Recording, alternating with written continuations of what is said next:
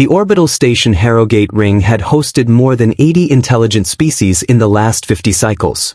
Traders, diplomats, researchers, even the occasional wanderer looking for a place between stars to call temporary home.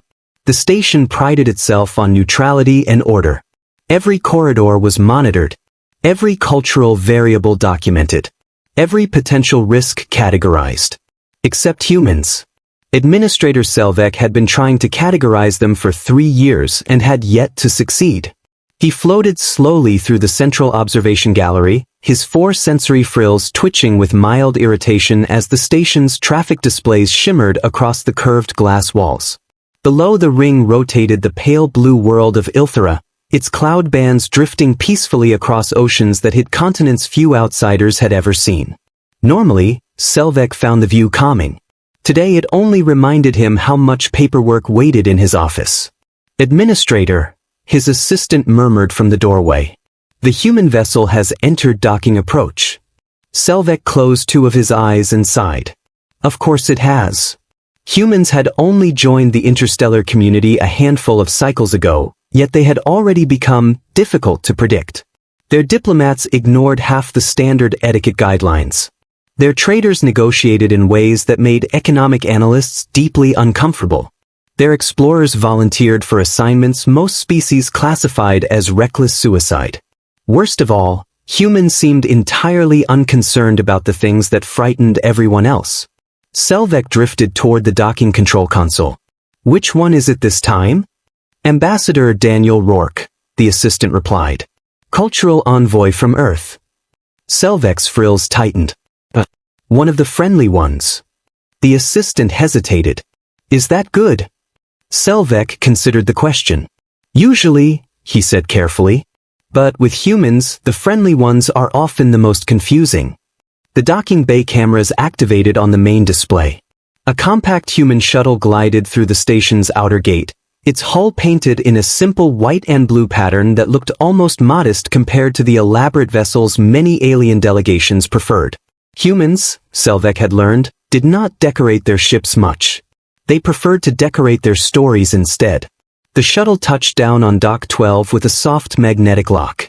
Station personnel gathered nearby, pretending to check equipment while quietly observing the arrival. Humans always attracted attention. Not because they were especially intimidating. Because they were unpredictable. The hatch opened with a low hydraulic sigh. A tall figure stepped onto the platform.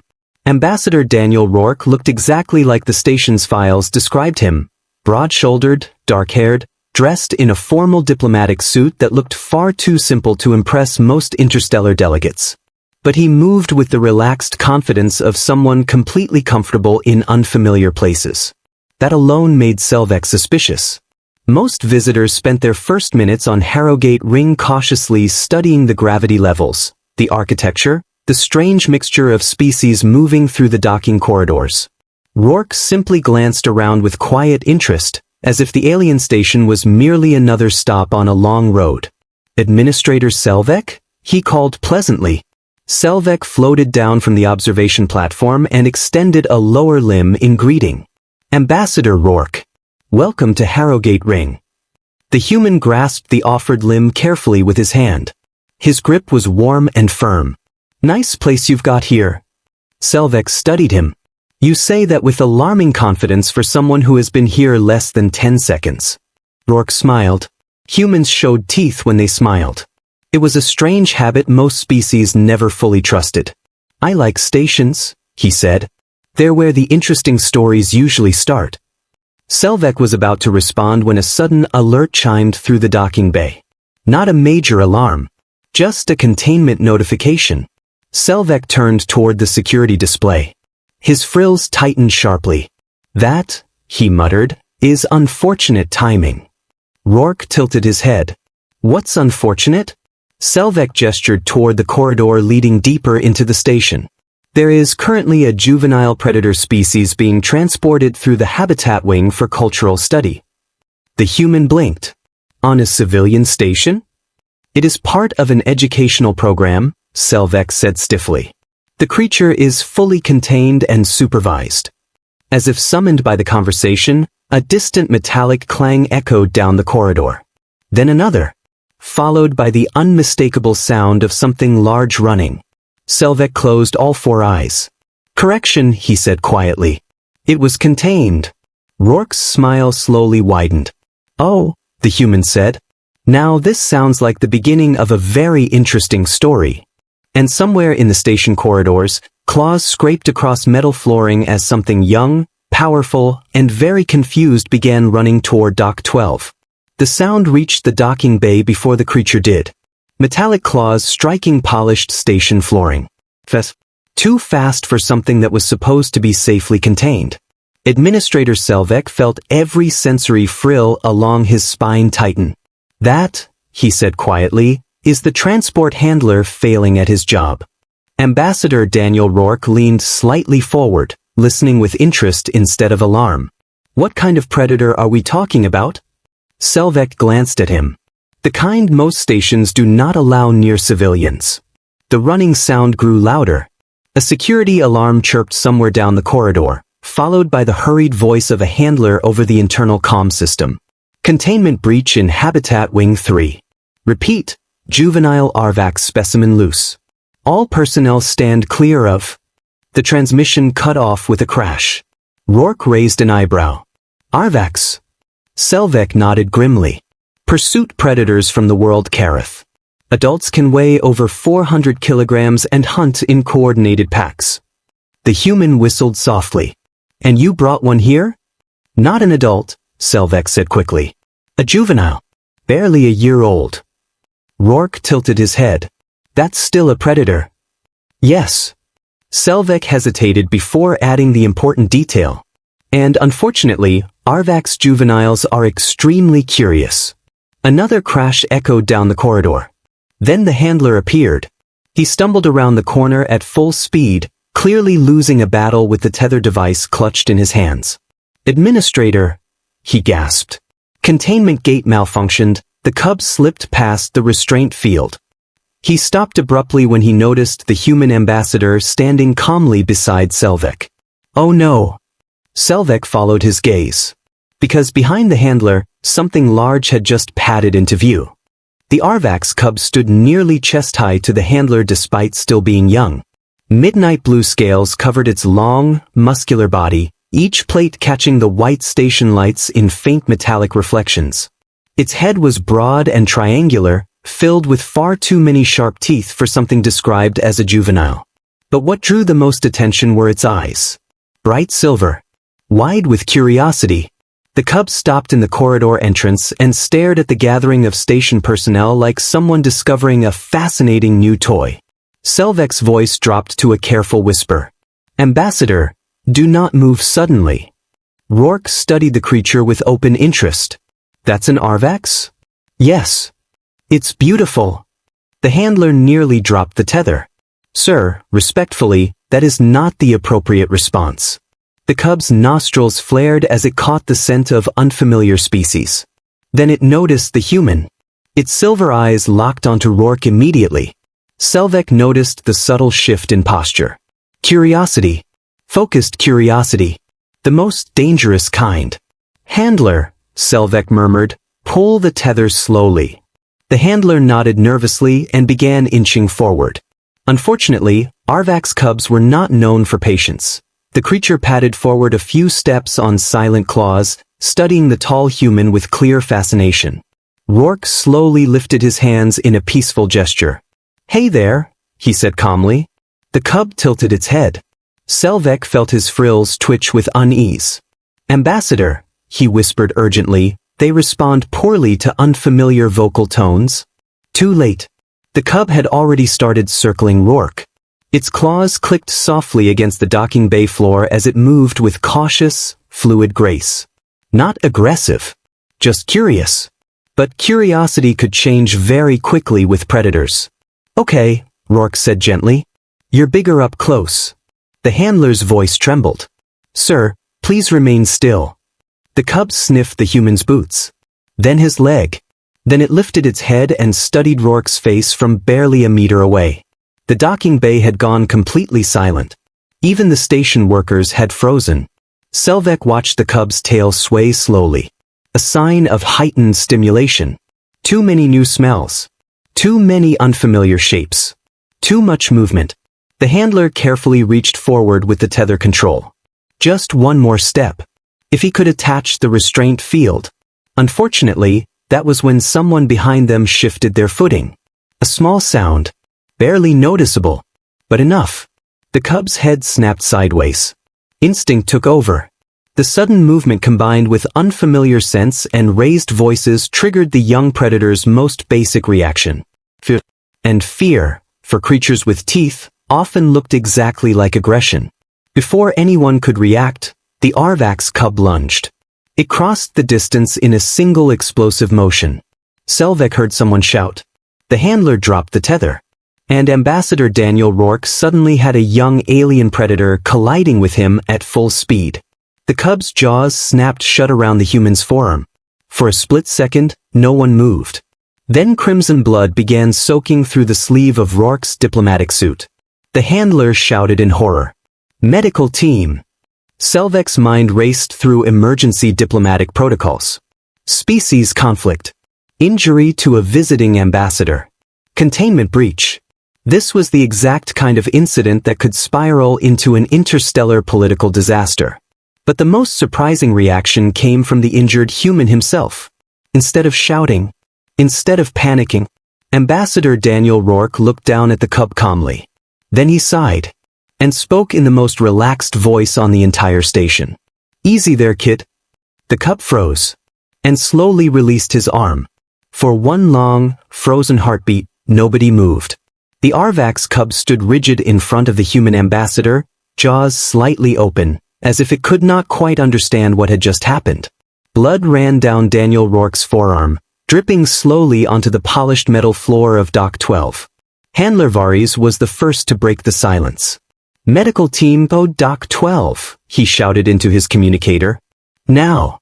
2 security drones dropped from the ceiling rails with a mechanical hiss, their targeting lights flashing toward the cub. Administrator Selvek raised a limb immediately. Stand down. The drones hesitated, hovering in place while their systems processed the conflicting command signals. Selvek's attention was fixed on the cub. Not because it was attacking again. Because it wasn't. The creature had taken several stumbling steps backward after releasing the human's arm. Its silver eyes were wide, its scales shifting through confused shades of pale blue and gray. The Arvax cub did not look aggressive anymore. It looked shocked. Rourke slowly lowered his injured arm and examined the bite. The punctures were deep. Blood seeped steadily from between the torn fabric of his sleeve. The handler's voice trembled. Sir, please don't move. Arvax saliva contains enzyme compounds that can cause tissue collapse. Medical teams are on the way. Rourke flexed his fingers carefully. Still works, he muttered. Selvek floated closer, alarm evident in the tight angle of his frills. Ambassador, you may experience venom shock. You must remain still. Rourke nodded politely. Fair.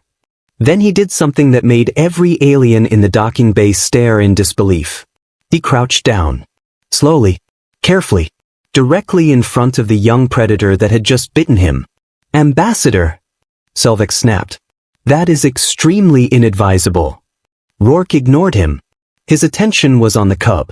The creature had backed itself against the wall now, tail curled tightly around its body. Its scales had faded almost completely pale. It made a soft, broken sound deep in its throat. The sound of a young creature realizing something had gone terribly wrong. Rourke spoke gently. Hey! The cub's silver eyes lifted toward him. Through the small translator tag clipped to its harness came a trembling voice, young and uncertain. I bit you. The words echoed softly through the docking bay speakers. Handler Vares stared in surprise. Arvax juveniles were capable of basic speech through translation devices, but they rarely used them when frightened. The cub's voice continued, smaller now. I hurt a guest. It swallowed nervously. My mother will be ashamed. Selvek blinked slowly. That was not the reaction of a rampaging predator. That was the reaction of a child. Rourke studied the cub for a moment. Then he nodded. Yeah, he said calmly. You did bite me. The cub flinched. Its scales flickered darker. I didn't mean. Hey, Rourke interrupted gently. The cub stopped talking. Rourke rested his uninjured hand on his knee and leaned forward slightly. You got scared. The cub's eyes widened. And when you got scared, the human continued, you made a bad choice. The docking bay remained silent. Even the hovering security drones seemed to pause their mechanical hum. Rourke tilted his head thoughtfully. That happens sometimes. The cub blinked slowly. You are not angry? Rourke glanced down at his bleeding arm. Little bit annoyed, he admitted. A faint smile tugged at the corner of his mouth. But mostly I think you panicked. The cub's tail twitched uncertainly. I did. The medical team burst into the docking bay at that moment, scanners already active. Ambassador, please remain still, one of the medics called. Rourke raised a finger without looking away from the cub. Give me 1 minute. The medic stopped, confused. Selvek felt a strange sense of disbelief settle over the entire room. Because instead of focusing on his injury, instead of demanding the creature be restrained, the human ambassador was calmly talking to the young predator like a patient teacher addressing a nervous student. Rourke extended his uninjured hand slowly. Not toward the cub's mouth. Toward the top of its head ridge. The cub stiffened but did not move away. You know what you do when you hurt someone by mistake? Rourke asked. The cub's voice was barely audible. Run. Rourke chuckled softly. No. He gently rested his hand on the creature's head. You apologize. The cub froze. Then its translator tag emitted a small, shaky voice. I am sorry, human. Rourke nodded once. Accepted. The medical scanner finally beeped loudly. Ambassador, we really must treat that arm now, the medic insisted. Rourke stood slowly, wincing slightly as the movement pulled at the wound. Before following the medical team, he looked down at the cub one last time.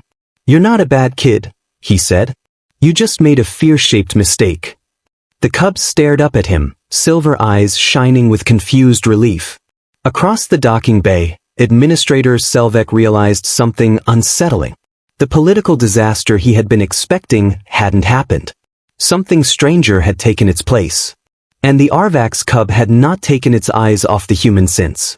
The medical bay of Harrogate Ring had treated everything from plasma burns to atmospheric poisoning, but it rarely hosted a situation quite like this one. Ambassador Daniel Rourke sat on the examination platform while a trio of medics scanned the deep puncture wounds in his arm. A transparent sealing gel covered the bite marks, glowing faintly as it encouraged rapid clotting. One of the medics clicked her mandibles in disbelief. This injury should be significantly worse. Rourke glanced down at the scanner hovering over his arm. Should it? Yes, she replied bluntly. Arvac's jaw pressure typically fractures bone in smaller species. Your skeletal structure appears annoyingly intact. Good bones, Rourke said casually. Years of farm work when I was younger. Administrator Selvek hovered near the doorway, still processing the events of the last 10 minutes. The diplomatic protocols running through his mind refused to settle into any logical order. An alien predator had bitten a visiting ambassador.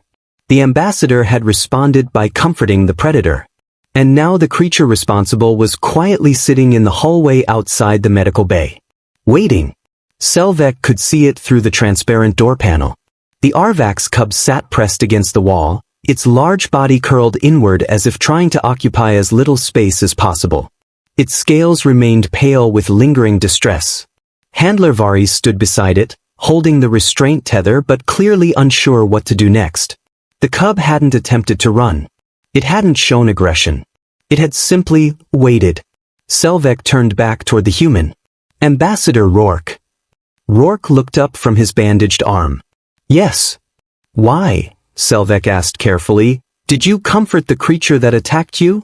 The medics paused their work, clearly interested in the answer as well. Rourke leaned back slightly on the platform, thinking. Because it was scared. Selvek blinked. That explanation is insufficient. Rourke smiled faintly. Fair. He gestured toward the hallway. You noticed how it reacted after the bite? Yes. Selvek's frills twitched thoughtfully. The cub appeared distressed.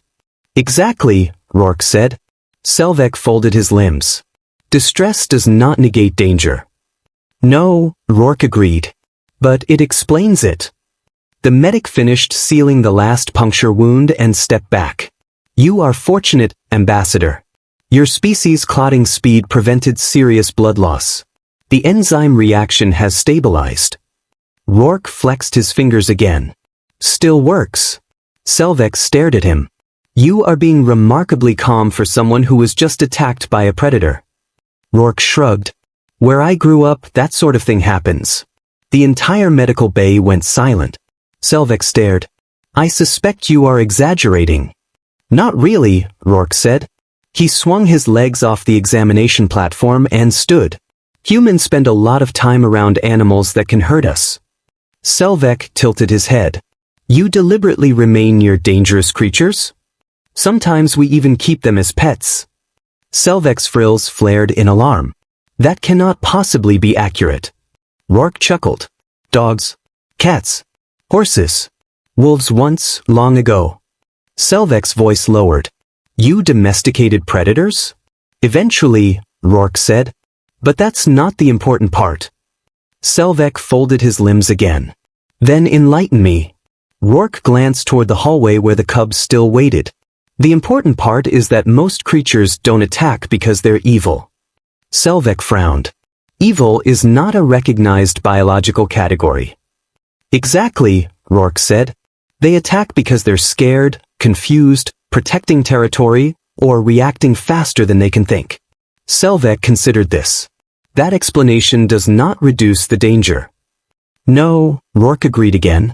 But it tells you how to fix the problem. The human walked toward the medical bay door. Selvek followed. What problem? Rourke opened the door. The Arvax cub immediately looked up.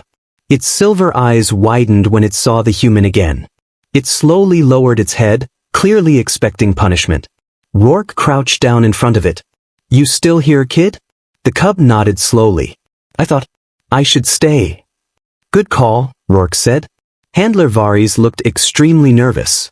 Ambassador, perhaps we should move the cub back to containment until the council decides. Rourke shook his head gently. No need. Selvek felt a wave of unease. Ambassador, this creature has demonstrated aggressive behavior. Rourke looked up at him. No, he said calmly. It demonstrated fear. The cub's tail shifted uncertainly. Rourke continued. Fear makes people do stupid things. Selvek's frills tilted in confusion. You refer to the creature as people? Rourke shrugged. Kids thinking, feeling, learning. Close enough. The cub blinked slowly. You're not sending me away? Rourke looked directly into its silver eyes. That depends. The cub tensed. On what? Rourke smiled slightly. On what you do next. The cub swallowed. What should I do? Rourke leaned forward a little. You learn. The word hung quietly in the corridor. Selvek suddenly realized something strange. The human wasn't trying to punish the predator. He was trying to teach it. And somehow, the cub seemed eager to listen. The hallway outside the medical bay had grown strangely quiet. Word of the incident had already spread through Harrogate Ring's internal communication channels. Station staff passed by slowly, pretending to be busy while secretly watching the unusual scene unfolding near the medical doors. An injured human ambassador, a nervous Arvax predator cub, and a conversation that none of them quite understood. Daniel Rourke remained crouched in front of the cub, resting his bandaged arm against his knee. All right, he said calmly. First lesson. The cub lifted its head slightly. Selvek floated nearby, observing with deep skepticism. Handler Vares clutched the restraint tether like someone holding a lifeline. Rourke pointed gently at the cub's jaws.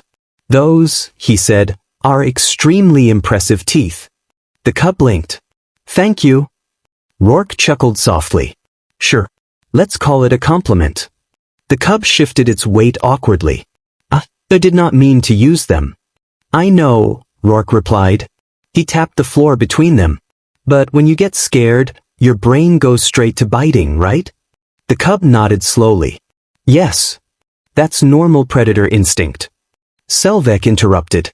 Ambassador, encouraging the creature's predatory identity seems counterproductive. Rourke glanced back at him. You can't teach something to control an instinct by pretending it doesn't exist. Selvek paused. The logic was difficult to argue with. Rourke returned his attention to the cub. What's your name? The cub hesitated. Kale. Well, Kale, Rourke said, you and I just had what humans call a bad first impression. Kale's ears lowered slightly. I am sorry about that. Apology accepted already, Rourke replied. The cub looked confused. In my species, Kale said quietly, an attack against a guest is considered a great dishonor. Selvek nodded grimly. That is correct. Kale lowered its head. My mother would say I must prove I am not dangerous. Rourke smiled faintly. That's actually a pretty good rule. Kale's silver eyes flickered upward. You think so? Sure, Rourke said. He slowly stood up and took a careful step backward. Let's try something. Handler Varys immediately raised the tether. Ambassador. Relax, Rourke said gently. Then he looked at Kale. Please. I'm going to move.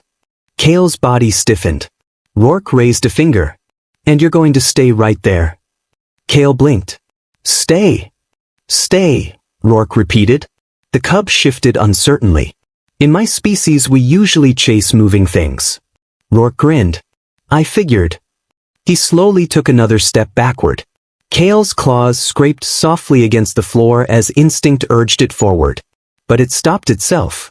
The effort was obvious. Its muscles trembled slightly. Selvek leaned closer to observe. Interesting, he murmured. Rourke took another step.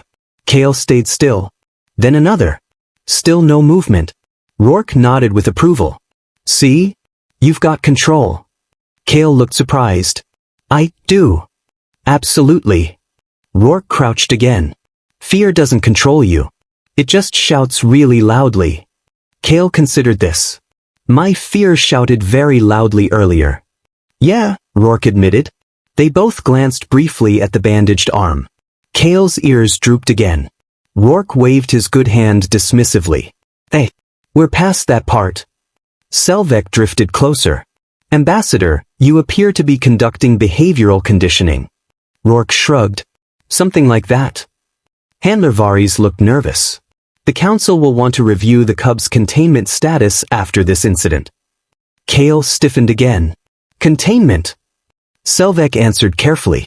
Arvax predators are considered potentially hazardous to mixed species environments. Kale's tail curled tightly. That means cages. Rourke glanced at Selvek. That necessary? Selvek hesitated. After a documented attack, it may be recommended. Kale's voice dropped almost to a whisper. I did not want to hurt anyone. Rourke sighed. Yeah, I know. He studied the cub for a moment. Then he extended his uninjured hand again. Slowly. This time Kale did not flinch. Rourke gently scratched the ridge between the cub's scales. You know what helps convince people you're not dangerous? He asked. Kale tilted its head. What? Rourke smiled. Practice. Kale blinked. Practice. Yep. Rourke stood up again and walked a few steps down the corridor. Then he looked back. Lesson 2. Kale watched him carefully. Ready? The cub nodded. What do I do? Rourke pointed at the floor again. Stay. Kale planted its claws firmly against the metal plating. Rourke began walking slowly down the hallway. Station workers passing by stopped to watch. Predator instincts were powerful. Everyone expected the cub to chase. But Kale stayed exactly where it was. Its muscles trembled. Its tail twitched. Its instinct screamed. But it did not move. At the end of the hallway, Rourke turned and raised a hand. Good job, kid. Kale's scales shifted faintly toward a brighter shade of blue. Selvek noticed something unsettling. The cub wasn't just obeying. It was trying. And the human seemed completely confident that it could learn. Selvek had studied dozens of species across the galaxy. Most predators were managed through containment. Very few were managed through trust. Yet somehow, the Arvax cub looked happier with each passing minute. And Daniel Rourke looked like a teacher who had just found a very unusual student. Selvek felt a quiet realization forming. If the station council learned about this incident, they were not going to be discussing just a containment breach. They were going to be debating something far more complicated. Whether a predator that had tasted blood could learn to become something else. The council chamber of Harrogate Ring was rarely quiet. Representatives from dozens of species filled the circular gallery, their voices blending into a low hum of debate while the central holodisplay projected a frozen image from Dock 12. The image showed a moment none of them could ignore. An Arvax cub lunging forward, and a human ambassador standing directly in front of it. Administrator Selvek floated at the center podium, his frills drawn tight with stress. He had hoped the incident could be handled quietly within station administration. Unfortunately, the moment the words, "predator attack," appeared in the incident report, the entire council demanded a hearing. Now 47 delegates watched the footage in uncomfortable silence. Councillor Threx, a towering reptilian diplomat, spoke first. This recording clearly shows the predator making physical contact with a visiting ambassador. The hologram zoomed in on the bite. Several delegates flinched. Yes, Selvek replied carefully. Councillor Threx's voice hardened. Then the conclusion is obvious. He gestured toward the image of the cub. The Arvax juvenile must be removed from public environments immediately and transferred to a secure containment facility. Several council members nodded. Across the chamber, Ambassador Daniel Rourke sat calmly in the visitors section, his injured arm wrapped in a white medical bandage. Next to him, Handler Vares looked deeply uncomfortable. But the most unusual attendee sat quietly behind them. The Arvax cub had been allowed inside under heavy supervision. A restraint field hovered gently around its body, shimmering like faint heat waves in the air. Its silver eyes watched the debate with nervous attention. Councillor Threx continued. Predator species have always represented a biological hazard in mixed populations. A tall avian delegate added sharply, the cub has already demonstrated aggression.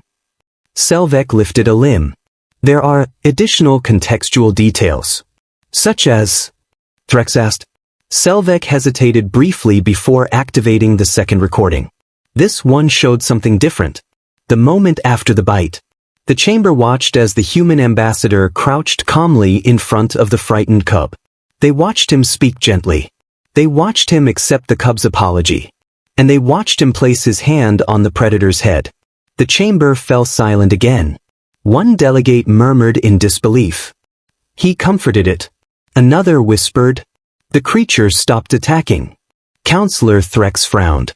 That is irrelevant. Selvek tilted his frills. Is it? Threx's voice sharpened. The predator still initiated violence. At that moment, Daniel Rourke stood up. If I may speak? The chamber turned toward him. Selvek nodded cautiously. You may address the council. Rourke stepped forward calmly. I appreciate everyone's concern, he began. But I'd like to clarify something important. He gestured toward Kale. That cub didn't attack me because it's dangerous. Threx crossed his massive arms. Ambassador, the bite marks on your arms suggest otherwise. Rourke smiled slightly. No, he said. They suggest the cub got scared. Several council members shifted uneasily. Rourke continued. Fear makes people do stupid things. The avian delegate clicked her beak. You continue referring to the predator as people. Because it's learning, Rourke replied.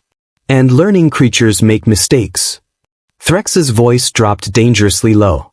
Ambassador, our responsibility is the safety of the station. Rourke nodded. Of course. Then he added something that caused several council members to lean forward with interest. But safety doesn't always come from cages.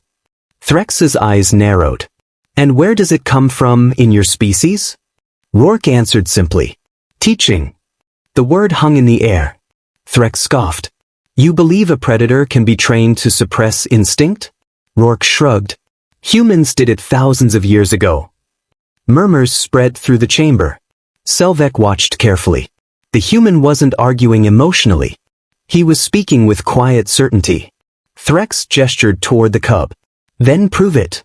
The chamber went still. Rourke tilted his head. Prove what? That the creature can control its instincts. Rourke glanced back at Cale. The cub's silver eyes met his. Nervous, but trusting. Rourke turned back to the council. You want a demonstration? Threx nodded. Yes. Selvek felt a sudden spike of anxiety. Counselor, demonstrations involving predators may carry risk. Threx interrupted. If the ambassador is correct, there will be no risk. He looked directly at Rourke. And if he is wrong? The implication did not need to be spoken. The cub would be removed permanently. Rourke rubbed the back of his neck thoughtfully. Then he smiled. All right, he said. He walked slowly toward Cale. The restraint field flickered slightly as he approached. Cale's tail twitched nervously. Hey, kid, Rourke said quietly. Cale looked up.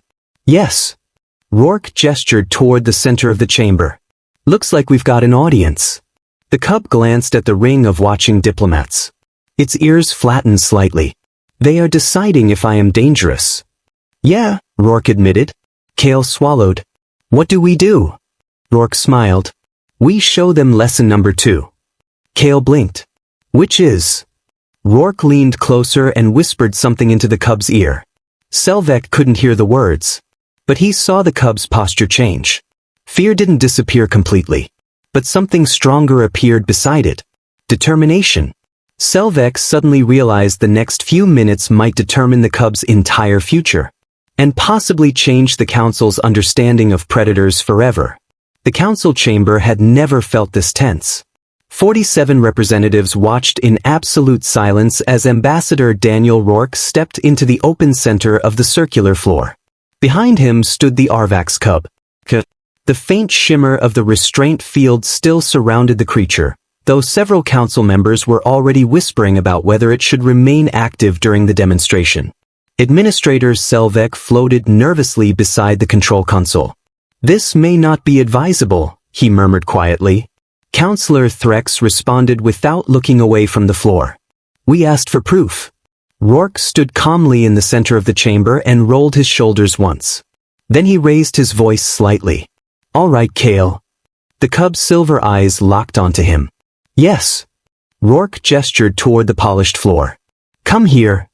Handler Varys hesitated. Ambassador, the restraint field. Rourke glanced toward Selvek. Mind lowering it? The chamber erupted in alarmed whispers. Selvek froze. Ambassador, that would remove the only safety measure currently in place. Rourke nodded. I understand. Threx leaned forward in his seat. If the ambassador believes the creature is safe, he should not require a containment field. Selvek stared at him. This is an unnecessary risk. Threx's voice remained firm. It is a test. All eyes turned toward Selvek. After a long pause, he slowly tapped the console. The restraint field flickered once, then vanished. A quiet ripple of nervous murmurs spread across the chamber. For the first time since entering the room, Cale stood completely free. The cub did not move. Rourke gave a small nod. Good start. He walked a few steps away from the cub. Come here. Cale padded forward slowly. Each step was careful, deliberate. When it reached him, Rourke pointed at the floor. Sit. The cub blinked, then awkwardly lowered its body to the polished metal floor. The motion looked slightly clumsy. Arvax predators were not naturally designed for sitting like domesticated animals. But Cale managed it. Several council members leaned forward with visible surprise. Rourke folded his arms. Now stay. The cub's ears twitched. But you are going to move. Yep. That usually means chasing. Not today. Cale's tail curled around its paws. I will try. Rourke gave a small approving nod. Then he turned and began walking across the chamber. The moment he took the first step, Cale's muscles tightened. Every predator instinct in its body screamed to pursue. Movement triggered instinct. Movement meant prey. Movement meant action. The cub's claws pressed hard into the metal floor. But it stayed. Counselor Threx narrowed his eyes. Rourke continued walking slowly. 1 step, 2, 3. Kale's tail twitched violently. Its breathing quickened. Selvek noticed the strain immediately. "The cub is struggling," he murmured. "Yes," Threx said quietly, "which makes this very informative." Halfway across the chamber, Rourke stopped. He turned around. Kale had not moved. The cub's entire body trembled slightly with the effort of restraint, but it had stayed exactly where he left it. Rourke smiled. "Good job, kid." Kale's scales brightened faintly with pride. Then Rourke did something unexpected. He began jogging. Gasps echoed through the council chamber. Predators chased running things. That was universal biological logic. Kale's head snapped up. Instinct roared inside its mind. The cub's claws slid slightly across the floor as its muscles prepared to launch forward. Selvek leaned toward the emergency restraint controls. But Kale didn't move. It closed its eyes tightly. Its tail wrapped firmly around its paws. And it stayed. Rourke reached the far side of the chamber and stopped. The room was silent. Every council member stared at the cub. After several seconds, Rourke walked back toward the center. He crouched down in front of Kale. "You good?" The cub opened its eyes slowly. "I almost chased you." Rourke nodded. "Yeah, I saw that." Kale looked worried. "That means I failed." Rourke shook his head. "No." He tapped the floor gently. "You stayed." Kale blinked. But the urge was very strong. "That's the point," Rourke said. He looked up at the watching council. "Control doesn't mean you don't feel the instinct." His voice carried across the chamber. "It means you choose not to follow it." The room fell into thoughtful silence. Counselor Threx leaned back slightly in his seat. Selvek noticed something unusual. The reptilian diplomat looked impressed. Kale looked up at Rourke nervously. "Did I do well?" Rourke scratched the top of the cub's head again. "You did great." The cub's scales shifted into a brighter shade of blue. Selvek slowly realized something remarkable had just happened. The cub had not simply obeyed a command. It had fought its own instincts, and won. But the true test of its growth had not arrived yet, because somewhere else on Harrogate Ring, an unexpected emergency was already beginning. And very soon, Kale would face a situation where instinct alone might not be enough. The council chamber doors burst open with a loud metallic crash. Every delegate turned at once. A station security officer stumbled inside, breathing hard, his communicator flashing urgent red signals. "Administrator Selvek," he shouted. "Emergency in Habitat Wing 2. Selvek's frills snapped upright. "What kind of emergency?" The officer swallowed. "A gravity fluctuation in the civilian garden dome.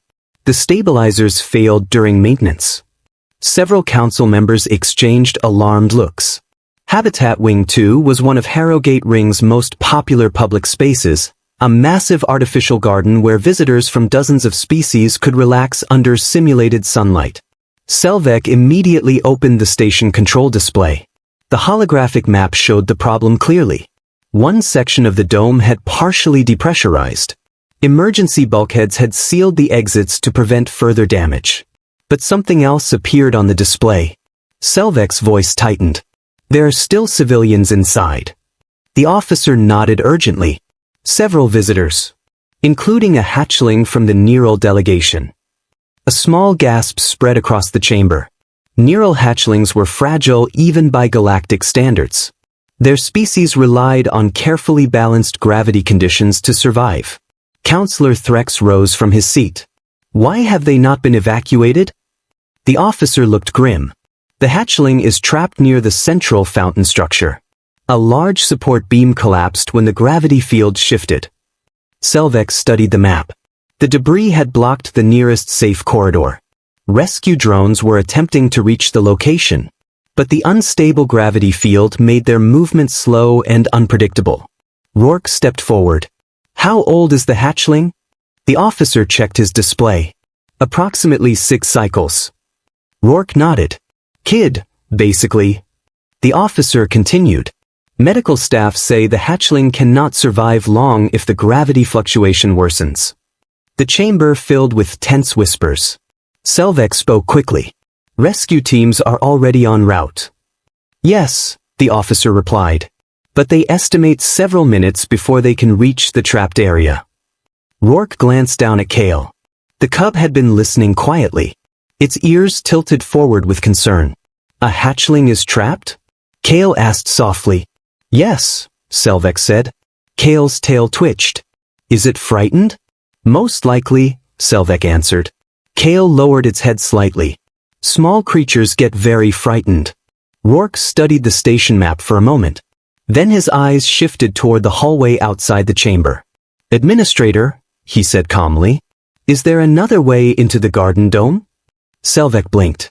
There is a secondary maintenance corridor, but it is narrow and partially collapsed. Rourke pointed toward the display. How narrow? Too narrow for most species. Rourke glanced at Cale. The cub noticed immediately. Its silver eyes widened. You are thinking about the maintenance tunnel. Rourke nodded once. You're smaller than the rescue teams. Selvek immediately shook his head. Absolutely not. All eyes turned toward him. Selvek's frills trembled slightly. We cannot send a juvenile predator into a disaster zone. Cale spoke quietly. The hatchling could die. Selvek hesitated. That is precisely why trained rescue personnel are responding. Rourke crossed his arms. Yeah. In several minutes. The room went silent again. Cale looked down at its claws. I could reach the hatchling faster. Selvek turned toward Rourke sharply. You are not seriously considering this. Rourke shrugged. Why not? Because the cub is untrained, Selvek said firmly. And predators are not known for delicate rescue operations. Cale lifted its head slowly. My species carries our young carefully. The chamber quieted again. Cale continued softly. We use our jaws to move them. Selvek blinked. That detail had not been included in the station's biological reports. Rourke crouched beside the cub again. You think you could help? Cale hesitated. I do not know. The cub's voice dropped slightly. But I would like to try. Selvek closed his eyes briefly. This situation was spiraling into something dangerously unpredictable. Threx spoke from his seat. Administrator. Selvek looked up. Yes. The reptilian counselor's voice was thoughtful. Earlier today we questioned whether the cub could control its instincts. Selvek nodded slowly. We did. Threx leaned forward slightly. This may be an opportunity to observe that control under meaningful conditions. Selvek stared at him. You are suggesting we allow the predator to attempt a rescue? Threx answered calmly. I am suggesting we observe what it chooses to do. Rourke looked down at Cale again. No pressure, kid, he said quietly. Cale stared at the station map. The blinking signal representing the trapped hatchling flickered weakly. Finally the cub lifted its head. I want to help. Selvek sighed heavily. Then he turned to the security officer. Guide them to the maintenance access. The officer blinked. You are authorizing this? Selvek looked toward Cale. I am authorizing an attempt. Rourke stood. All right. Cale rose beside him. The cub's posture looked determined now. But Selvek could still see the faint tremble of uncertainty in its tail. Fear was still there, but something stronger had joined it. Purpose. As they hurried toward the corridor exit, Rourke leaned down slightly. Remember lesson 2. Cale glanced up at him. Control. Exactly. Minutes later, the garden dome came into view through the cracked observation window. Artificial sunlight flickered weakly inside. The broken support beam had collapsed near the fountain structure, and beneath it, a tiny neural hatchling chirped weakly in fear. The rescue drones were still several minutes away. Rourke looked at Cale. Your move, kid. The cub stared at the trapped hatchling, then slowly stepped into the unstable gravity field. For the first time since the council meeting began, the entire station held its breath. The garden dome had gone eerily quiet. Artificial sunlight flickered across shattered glass panels and scattered debris while the gravity stabilizers struggled to maintain a consistent field. Everything inside felt slightly wrong. Too light one moment, too heavy the next. Cale stepped carefully through the broken entrance. Behind the cub, Daniel Rourke and Administrator Selvek watched from the sealed corridor doorway. The gravity fluctuations were too unstable for most species to enter safely. But Kale's lower center of mass made movement slightly easier. Still dangerous, but possible. Easy, Rourke murmured softly from the doorway. Kale nodded once and continued forward. The tiny neural hatchling chirped again from beneath the fallen support beam. Its delicate wings fluttered weakly as it struggled to move. Selvek checked the readings on his scanner. Gravity spikes every 8 seconds, he warned.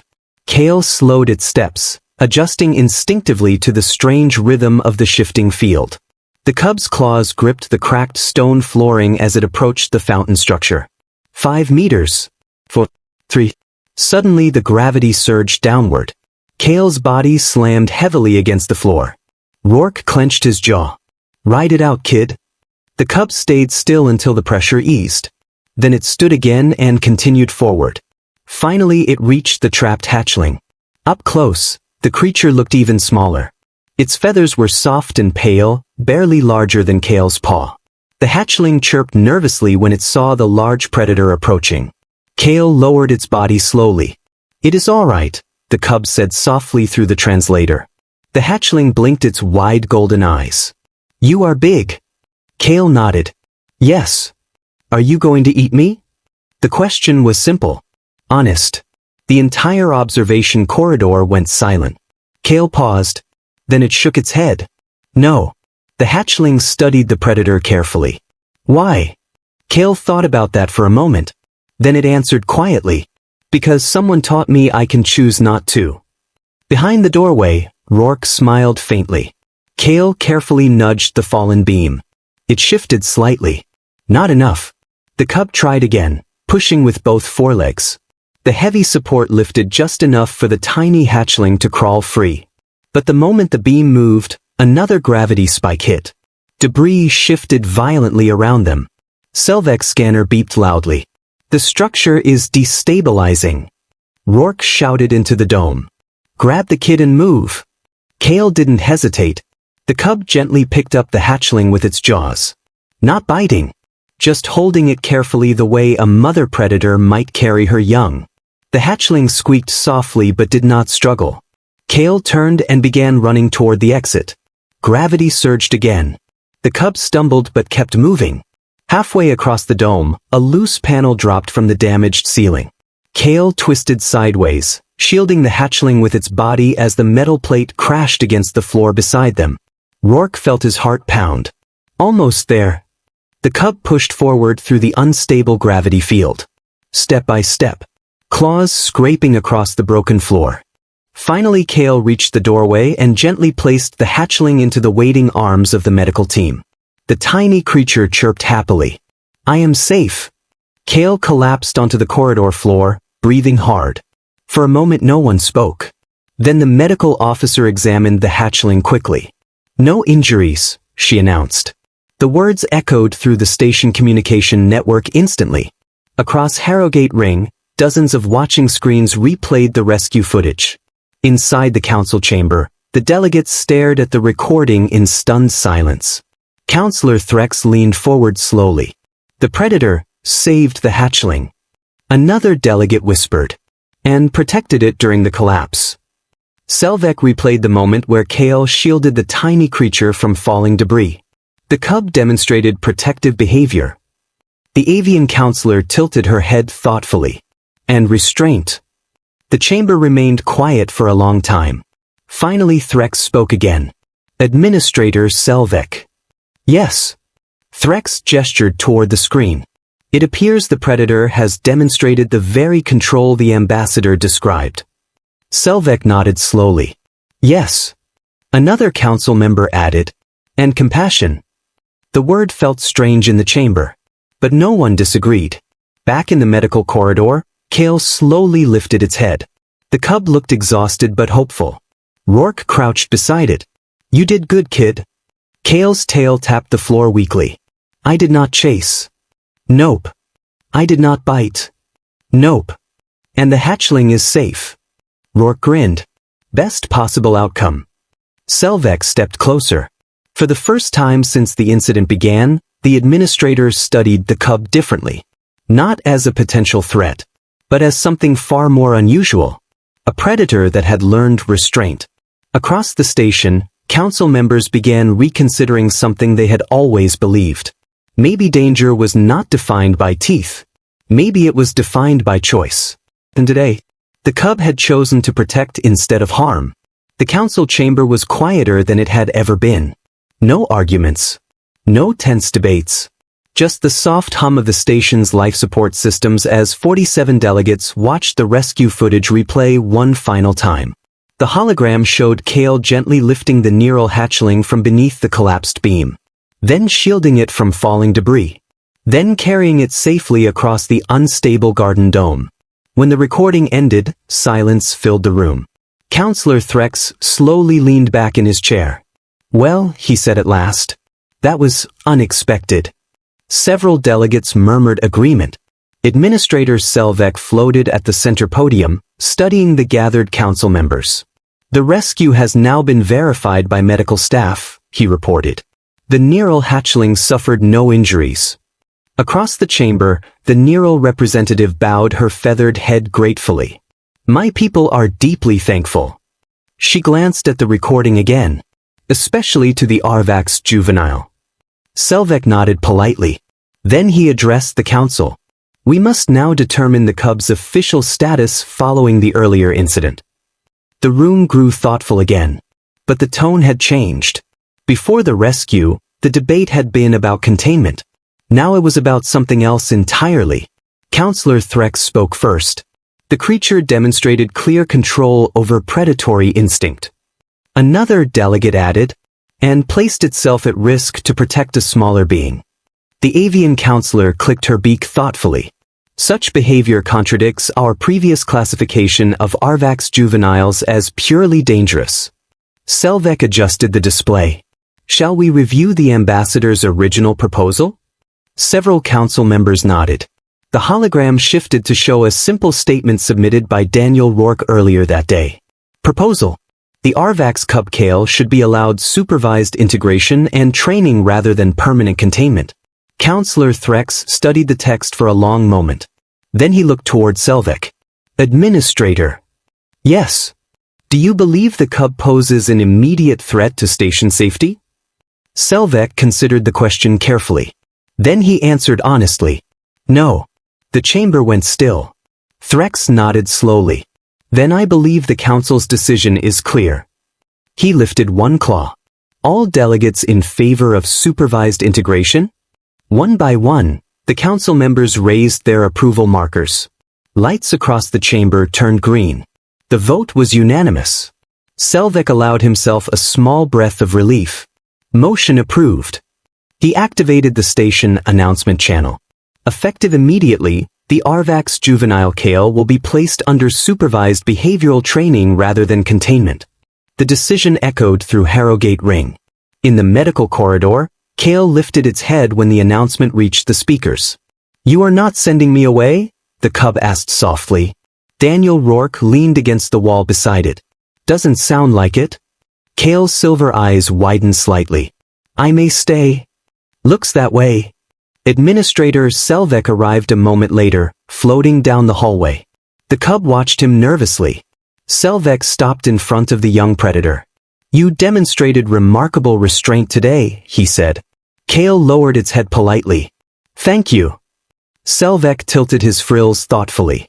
"There is, however, one additional matter." Kale stiffened slightly. "Yes." Selvek turned toward Rourke. "The council has agreed that the cub will require a designated supervisor during its integration period." Rourke folded his arms. "Sounds reasonable." Selvek nodded once. "The council believes you are uniquely qualified for the role." Rourke blinked. "Oh." Kale's ears perked up immediately. "You would be my teacher?" Rourke rubbed the back of his neck. "I guess that depends." Kale tilted its head. "On what?" Rourke smiled slightly. "On whether you're willing to keep practicing."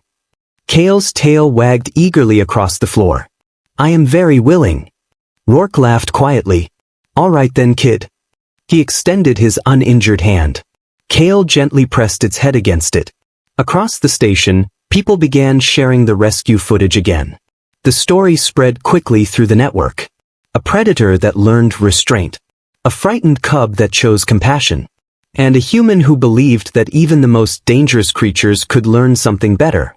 As Selvek watched the unlikely pair walking down the corridor together, he realized something important.